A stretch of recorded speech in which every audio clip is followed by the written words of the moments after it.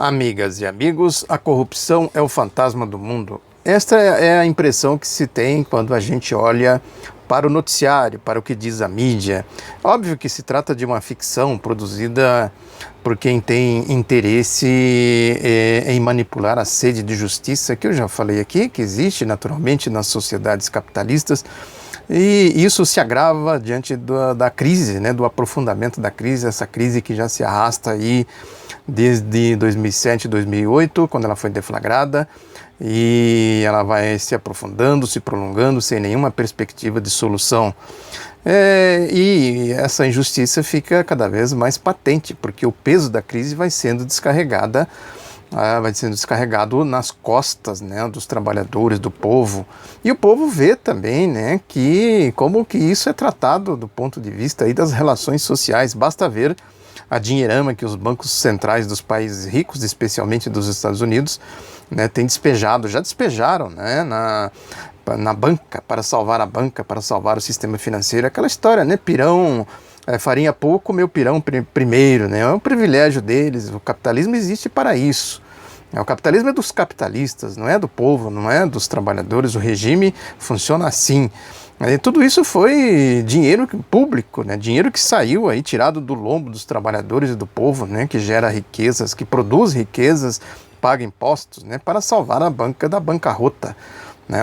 As oligarquias financeiras, né? De Wall Street aqui no Brasil, essas oligarquias são poderosas, particularmente depois que o Fernando Henrique fez aquela reestruturação do sistema bancário, ao sistema financeiro, com aquela dinheirama também do Proer, né, verdadeiro absurdo, um programa coberto de ignomínia, né, do berço à cova, de quando ele nasceu até quando ele deixou de existir. Dinheiro público tirado das costas dos trabalhadores, do suor e do sangue dos trabalhadores. É isso, porque as sociedades são induzidas a se relacionarem com as causas da corrupção num ambiente obscurantista, né, conforme a gente está vendo aqui hoje. Isso se deve, né, evidentemente, à forma como a mídia trata disso, né, são fantasmas que se criam, né, e criam aí esses ambientes, né, esses terrenos alimentados pelo modo como o assunto é tratado com a opinião pública, como ele é apresentado, como ele é mostrado. É uma ficção, como eu disse, um fantasma, né, que tem pouca correspondência com a realidade. Quer dizer, periodicamente a gente vê aí na mídia, nos jornais, na internet, na televisão, no rádio, né, matérias a respeito com trilha sonora grave, né, com diagramação sombria e muito blá blá blá, muita conversa fiada. Quer dizer, tentando jogar nas costas de alguém, sempre aparece aí um grupo de pessoas que eles tentam jogar. No caso do Brasil, não só no Brasil, evidentemente, são os políticos, né? Cria essa categoria de políticos como se existisse aí um ser à parte, que são os políticos, e eles não tivessem nenhuma responsabilidade nisso. Eles são os políticos, né? Os políticos no sentido do que a gente pode definir como políticos de verdade, né? Não palhaçadas, né? Não essas ficções que se criam aí, conforme eu já falei. Porque, de fato, há casos terríveis de corrupção, né? Isso não tem dúvida, mas a corrupção certamente não está onde eles apontam, né? A corrupção, já falei também que ela está muito distante de onde a mídia quer mostrar. Ela está, na verdadeira, nas antessalas da própria mídia, né, da própria direita. É lá que habita a corrupção. Eles são feitos de corrupção.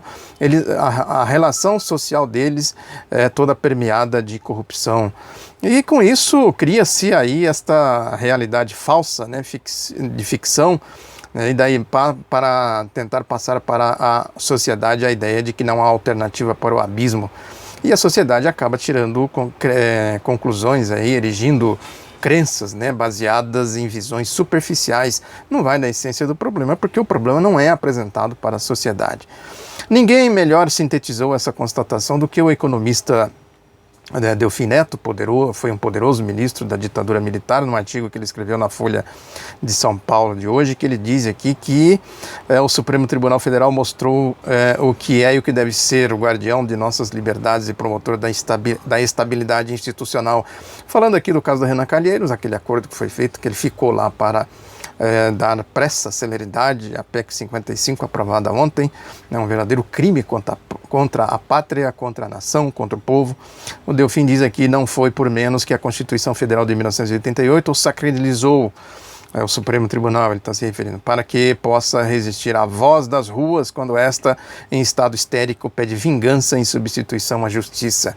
A voz das ruas, no que ele se refere, possivelmente são aí essa turma desses insanos aí que foram, no dia 4 passado agora, colocar o Renan Calheiros no centro das suas manifestações.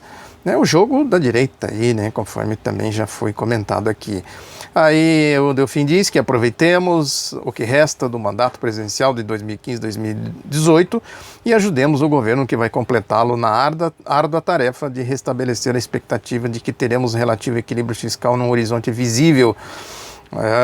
Assim, o mantra, né? Isso eu também já falei aqui, o ajuste fiscal é para eles essencial. Ele diz aqui o Delfim, esta é a condição necessária ainda que não suficiente para o sucesso da missão, não só do governo de Michel Temer, mas também do poder incumbente que elegeremos diretamente em 2018. Quer dizer, o Michel Temer tem que fazer o trabalho aí sujo, né, do programa do golpe, para entregar aí para quem for eleito em 2018. Diz ainda o Delfim, os avanços das reformas, é que ele põe entre aspas, propostas ao Congresso Nacional têm sido maiores do que se esperava e tudo indica que vai prosseguir, porque pouco a pouco a sociedade toma consciência da trágica situação em que foi metida pela política voluntarista anterior. É aquela história, né, de tentar jogar nas costas do Lula e da Dilma as desgraças que eles estão fazendo aqui. Isso aqui é a síntese, né, da ideia da direita, quer dizer, o Delfim aqui sintetizou bem nessa encruzilhada, nesse dilema do golpe, por onde as coisas devem caminhar. Quer dizer, deixa o Michel Temer trabalhar, o Congresso está acompanhando ele, eles estão aprovando as reformas aí de maneira acelerada, o Supremo Tribunal Federal fez o seu papel deixando o Renan e a mídia fazendo o seu papel mentindo para a sociedade. É isso, né? Existe uma pressão muito grande da mídia, né, em cima do Michel Temer, também já falei aqui. A Folha volta à carga hoje numa editorial, não só a Folha, o Globo, o Estadão também tem editorial nesse sentido, mas o da Folha é mais ilustrativo, porque ele diz aqui, né, o editorial da Folha, para que o teto gere os efeitos desejados no médio prazo, contudo, é fundamental que se aprovem outras medidas, dentre as quais se destaca a reforma da Previdência. Olha aí, a PEC 55 é o primeiro andar do edifício do golpe, da obra do golpe, depois vem o segundo andar, que é a reforma da trabalhista, reforma da Previdência, e certamente vem depois a reforma trabalhista e outras mais. É a obra do golpe e o edifício do golpe. Diz a Folha, sem mudanças nas regras da aposentadoria que acompanhem a evolução demográfica e eliminem privilégios, olha o discurso dos privilégios, quer dizer, pegam uma minoria para ficar martelando, né? Não tardará para os gastos previdenciários engolirem parcela descomunal do orçamento. As consequências seriam dramáticas. Ou o governo se veria forçado a reduzir todas as outras despesas a ponto de comprometer ainda mais os serviços públicos, ou teria de abandonar o teto e com ele a melhor chance em muito tempo de consertar as contas do país. A responsabilidade do governo e do Congresso em assegurar que o teto funcione está apenas começando. Os próximos passos serão ainda mais difíceis, serão mesmo. Porque ele diz aqui, o ajuste fiscal é isso, é tirar dinheiro do povo, dos trabalhadores, para jogar no juroduto, na conta financeira, na banca, né, no sistema financeiro, que essa turma se abastece ali, é onde eles mantêm os seus privilégios na crise. Portanto, fica aí evidenciado por fatos aí como esses, né, com essas constatações, né, que o sentido desta histeria anticorrupção é exatamente dar prosseguimento ao golpe. É claro que as causas da corrupção não está onde se diz que está, já falei aqui, mas a desinformação sobre o que é a corrupção, ela precisa ser constantemente alimentada, né? Isso decorre aí decorre da desinformação, né? A meta deles, o objetivo deles é trabalhar com o máximo de desinformação, passando a informações erradas, né, que cometendo verdadeiras injustiças, né, causando aí danos ao público, aos indivíduos, né, muitos indivíduos, como aqueles presos lá em Curitiba em condições desumanas, atentam contra a lógica e ofendem o país e até o vernáculo, como é o caso daquelas redações horrorosas, horrendas, daqueles delegados medíocres, que eu falei deles ontem aqui, eu voltei a pôr aqui para que vocês vejam com quem a gente está lidando, né, gente de baixo nível, né, vale a pena revisitar aqui o comentário que eu fiz ontem para quem já viu, quiser ver de novo, quem ainda não viu, peço que dê uma olhadinha. Portanto, é isso aí, né? O Brasil conhece bem, e há muitos anos, né, a sua situação de ter dentro de si diversos países diferentes, convivendo ao mesmo tempo, luta de classes, de interesses, né, o povo contra essa elite perversa, pervertida, corrupta. E aí o que a gente tem aí no momento e que chama mais a atenção essa diferença entre o Brasil da calamidade e o Brasil do progresso. Isso que o Delfim falou, né, quer dizer, tentando jogar a culpa no ciclo Lula-Dilma, né, que ali era o Brasil do progresso, né, e tem o Brasil da calamidade que entrou em cena agora com o golpe. Esse Brasil da calamidade, como dizem os mestres de cerimônia, quando eles introduzem algum personagem em alguma cerimônia, algum evento, né, eles dizem que dispensa apresentações. Nós sabemos quem é, o Brasil da elite, em particular, da mídia, visível todo dia e a qualquer hora num noticiário político que cada vez mais se parece com programas de palhaçadas. Essa é a realidade. E o Brasil do progresso é o Brasil do trabalho, do mérito, né? É tão real, tão visível e tão vigoroso em suas virtudes quanto o primeiro é vigoroso e visível em seus vícios, né? São os dois Brasis que nós temos essencialmente. Tem um marco claro, povo, elite, a diferença social, o abismo social que tanto se fala, a dívida social que vem sendo rolada historicamente começou a ser paga e os golpistas se encarregaram de fazer um movimento contrário. A questão mais relevante no momento, do ponto de vista prático, portanto, é determinar até onde o país da mídia pode piorar, né, e os fatos mostram que ele tem tudo para continuar piorando, que o golpe não tem nenhuma perspectiva de resolver esses problemas, e tornar cada vez mais inviável o país do avanço do progresso, que é o verdadeiro sentido do povo, né? O que eu já falei, quando o povo tem liberdade e possibilidade de entrar em cena como protagonista, esse país dá uma arrancada significativa. A Revolução de 30, aquele período do segundo governo do Getúlio Vargas, o governo do Juscelino, do João Goulart, e agora, mais recentemente, esse período esse ciclo Lula-Dilma. Claro que é preciso aí ter cabeça fria, né? Porque diante da degeneração crescente da mídia, as coisas vão ficando cada vez mais obscurecidas, né? Mas não dá para concluir que o filme já terminou e o bandido venceu. Porque é preciso separar esses Brasis, né, e trabalhar pelo Brasil do progresso, né? É preciso separar a realidade das emoções. Isso deve ser feito com aplicação e muita cabeça fria nesse momento, né?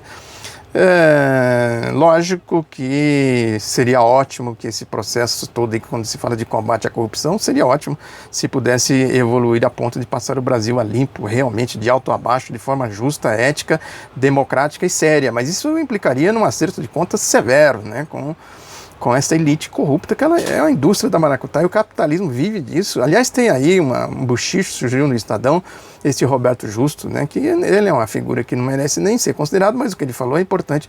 Diz que o mundo empresarial é que pode privatizar a Petrobras, entregar na mão da eficiência, né, o Banco do Brasil, a Caixa Econômica Federal, que é o que pensam os capitalistas brasileiros, né?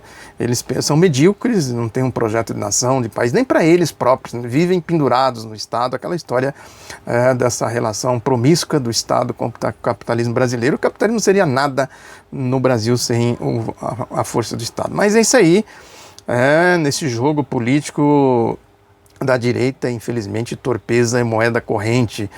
E aí ela se apresenta aí nessa encruzilhada do golpe, quer dizer, o que eles vão fazer? Eles precisam consolidar Michel Temer, né, ou substituí-lo, se ele se tornar inviável, né, e ao mesmo tempo fechar todas as possibilidades de movimentação política do ex-presidente Luiz Inácio Lula da Silva. Esse é o jogo duplo que eles fazem.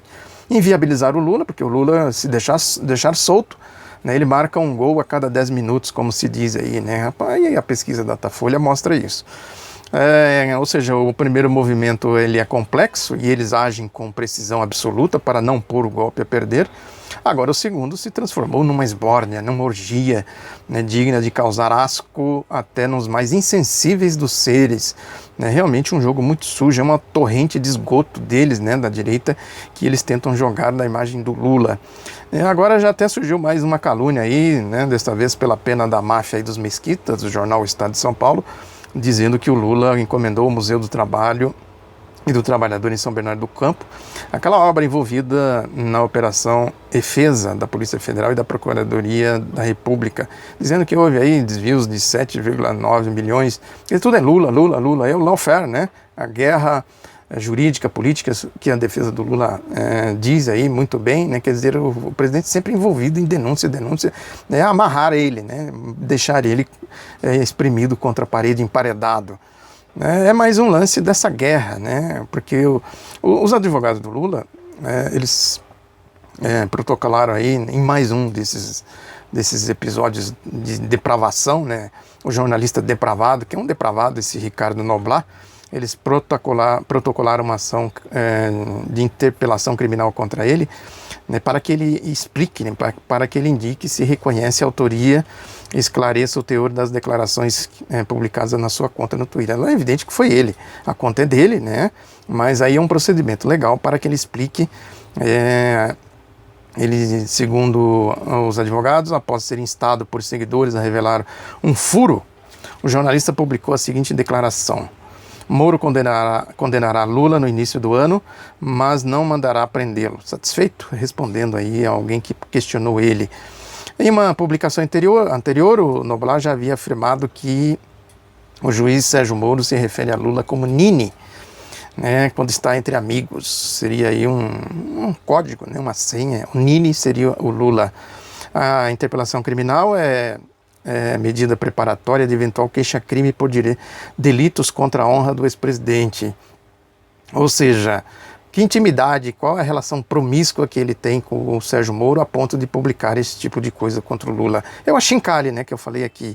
A defesa do Lula também protestou contra a Associação dos Juízes Federais do Brasil, né, dizendo que ela comete desvio de finalidade ao opinar sobre fatos processuais relativos a uma ação judicial em que não é parte, e ainda ao acusar os advogados de Lula de não terem argumentos para desconstituir as provas juntadas nos autos pelo Ministério Público. É muita cara de pau dessa associação aqui. Eles vivem, eu já falei disso aqui também, vivem aí soltando manifestos. Então, é a corporação, eles são muito organizados, defendendo crimes, verdadeiros absurdos, e com esse argumento aqui dizendo que a defesa do Lula, os advogados do Lula, não têm argumentos para desconstituir as provas juntadas nos autos pelo Ministério Público. Ora, todos os depoimentos nesse caso aí, que o Moro está promovendo as oitivas, as audiências, né, são contra eles, contra a acusação, o Ministério Público Federal, cara de pau, mentirosos, né? Mas enfim, faz parte do lawfare, né? O principal objetivo da associação, diz aqui a nota dos advogados do Lula, de acordo com seus estatutos, não é opinar sobre fatos processuais ou fazer defesa de interesses corporativos, mas sim zelar pelo aperfeiçoamento do Estado Democrático de Direito e pela plena observância dos direitos humanos. Ou seja, eles estão completamente aí fazendo politicagem e violando o estatuto da própria associação.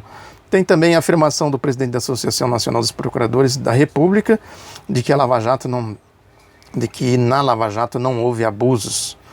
Só os advogados do ex-presidente Lula que têm usado como tática ser particularmente agressivos.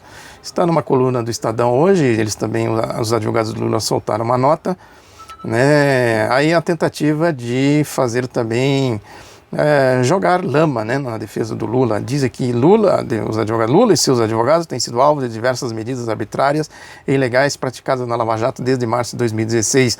A denúncia apresentada em 16/9 por um grupo de procuradores da República em rede nacional com uso de PowerPoint, além de claramente ferir garantias fundamentais, mostrou-se completamente equivocada após a coleta do depoimento de 23 testemunhas selecionadas pelo próprio Ministério Público Federal. Essas testemunhas não confirmaram a acusação formulada contra Lula. E diz também que uma das principais funções do Ministério Público, conforme a Constituição Federal, é a de zelar pelo cumprimento do ordenamento jurídico. Interesses corporativos não podem se sobrepor a esse mandamento constitucional. Eles se protegem, né? Conforme também já falei aqui, é uma relação de promiscuidade muito imunda, muito mundana. Os advogados têm assegurado por lei, diz a nota deles, o direito de apresentar questões de ordem em audiência. Se o magistrado se recusa a ouvir e eleva a voz, o grito dele, né, o grito histérico do Sérgio Moro, demonstrando que ele perdeu completamente a estribeira, a razão, se o magistrado eleva a voz para impedir que os argumentos sejam apresentados, caberia ao Ministério Público intervir a favor dos advogados para assegurar o cumprimento da lei, o que não tem acontecido. Não é papel do presidente da associação emitir opiniões sobre processos judiciais estranhos à entidade. Mais uma vez, aí eles metendo os pés pelas mãos. O presidente da Associação Nacional dos Procuradores da República, José Robalinho Cavalcante, também anda falando pelos cotovelos, deu entrevista no jornal o Globo, né, aí atacando o Renan Calheiros, fazendo politicagem também. Veja como eles são todos aí mancomunados, né? Ainda no Lawfare, a revista Carta Capital respondeu também uma nota uma nota infame, né, aí do jornal o Globo, né? O jornal o Globo é o mais promíscuo, talvez, dos promíscuos aí que se relacionam com a promíscua Operação Lava Jato. É uma promiscuidade entre a Operação Lava Jato e o Globo, uma verdadeira orgia. A questão se refere a empréstimos da Odebrecht. Aí diz a nota, uma das maiores empresas do país, a Odebrecht, a nota da Carta Capital. A Odebrecht regularmente anuncia e patrocina eventos em diversos veículos, entre eles o próprio Globo. Carta Capital não tem obrigação de saber de onde vieram os recursos do adiantamento da verba de publicidade. É a acusação que eles fazem, que teria sido intermediado pelo Guido Mantega, que era ministro da Fazenda. Não existe carimbo em dinheiro e trata-se de má fé acreditar que o investimento na revista saiu de um departamento de propina, o Globo falou isso, e aplicado nos demais meios de comunicação tem origem lícita. Quer dizer que para a Carta Capital é propina, para os outros tem origem lícita. Além disso, o investimento publicitário de empreiteira deu-se quando não havia nenhum sinal de envolvimento da empresa nas ilicitudes apontadas pela Operação Lava Jato. Lembremos que outros meios de comunicação receberam verbas da Odebrecht em 2016, quando os fatos eram sobejamente conhecidos. Nem por isso esses veículos podem ser acusados de conivência com qualquer tipo de atitude da empresa ou de defender este ou aquele interesse. Ou seja, o Globo recebeu quando a Odebrecht já estava envolvida em denúncia e a Carta Capital antes das denúncias. A verdade é isso aí, é a caixa de Pandora que eu falei, do tal de departamento de estrutura lá da Odebrecht, alguma coisa assim, que eles sentaram em cima e vão tirando coisas lá de dentro, né, para atingir a esquerda, o ex-presidente Lula em particular. É isso aí, né? Criam aí os seus demônios, depois aí tem que entrar em cena os apagadores de incêndio, né? Porque é para exatamente fazer aquela operação de precisão que eu falei aqui, né? Que são esses vazamentos indecentes aí da Operação Lava Jato para a mídia. Né, aí um apagador de incêndio aqui, o ministro do Supremo Tribunal Federal, Gilmar Mendes, que disse que o Supremo, a Corte, precisa discutir o vazamento dos acordos de delação premiada lá da Operação Lava Jato. De acordo com ele, não é possível descartar a possibilidade de anulação das delações que têm sido divulgadas pela imprensa antes da homologação do Supremo. Quer dizer, quando atinge aí a questão do golpe, precisa ter aí todas essas operações, né? Pode até anular. Aliás, o Janot já anulou uma, né, lá do ex-presidente da OAS, o Léo Pinheiro, que está lá apodrecendo em Curitiba, naquela condição desumana, né, porque simplesmente ele não entregou o Lula. Né, e vazou, atingiu o Dias Toffoli lá do Supremo, aquela história toda. Quer dizer, é um verdadeiro esgoto mesmo, né, um esgoto a céu aberto, conforme eu já falei aqui. Quer dizer, agora eles estão aí estrilando. Quando eles vazaram o telefonema, o grampo da presidenta Dilma na conversa com Lula e outras coisas mais, outros tantos mais, isso aí, né, até hoje se justificam isso aí é a politicagem mais suja, né, mais nojenta e abjeta. É isso aí, esse é o jogo que está sendo jogado atualmente e segue o baile. Vamos em frente. Um abraço, obrigado pela atenção, espalhe o outro lado da notícia e até a próxima.